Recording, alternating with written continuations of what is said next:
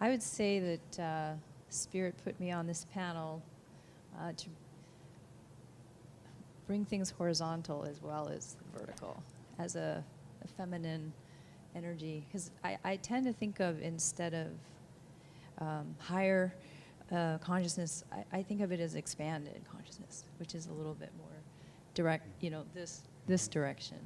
But it's both. It's that together they make that sacred union. And so my own connection to sound as a way to connect to the big mind began with what I didn't have language for at the time, but later I realized was a near-death experience. And up to that point, I was very much centered in this mind, the mind of doing and focused and creative and creating and science, and about to embark on this life that my mind had created, of a very well-ordered and planned and successful life. And at 21, when this happened, and I was graduating molecular biology and going to be a medical doctor, I became a baby again. And I, through this experience, and I had always loved music, but I never saw that as a way to express in the world, because it was my personal medicine. So sound for me has always been a way to connect to the big mind, but I didn't know how to integrate that into my life. And so when this experience happened, my only guidepost at that time, which I had none, I was like a baby again, was an instrument that came into my life, the didgeridoo.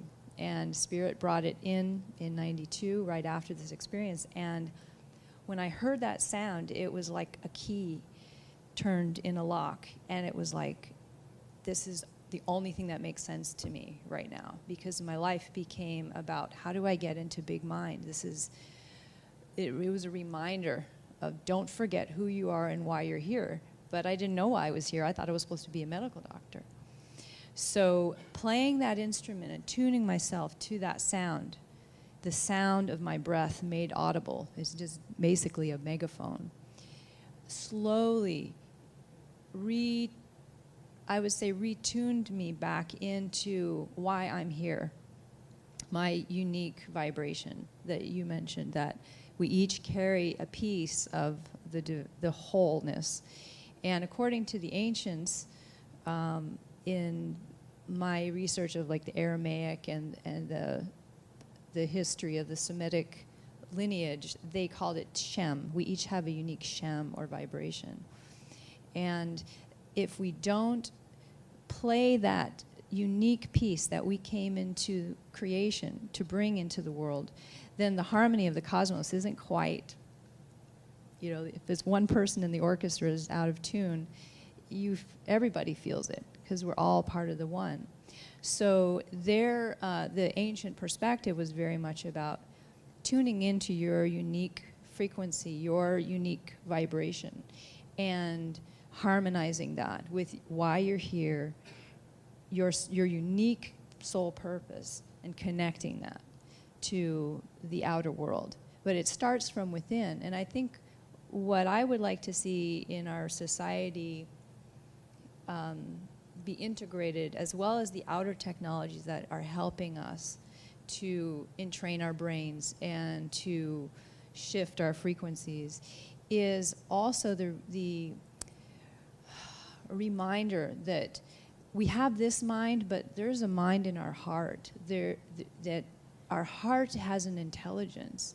And like Joseph Campbell, studied every culture in the world, and they all had the same message: is follow your heart.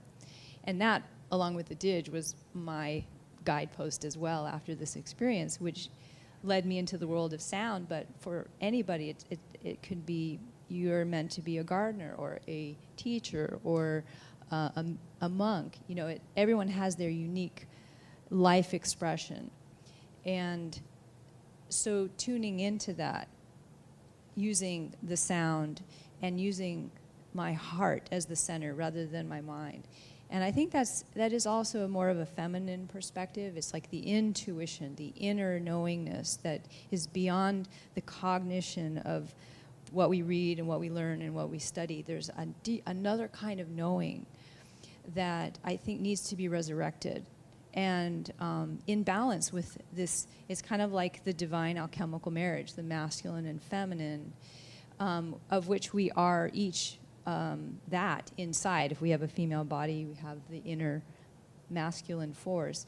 But to harmonize that within and without in our society, I think is what needs to happen for our species to go to the next level of our evolution. We've been in a very masculine-dominated, not male-dominated, but masculine, energy-dominated cycle.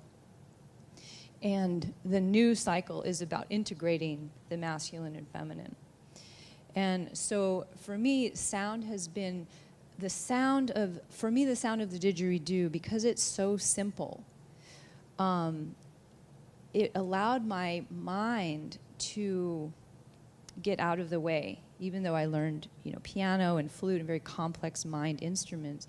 When I would play the didgeridoo, not only is it my ruach, my breath, amplified so I could hear the quality of my breath and refine that, but the sound itself, according to the Aboriginals, is the sound of creation. It's the place that we go when we die.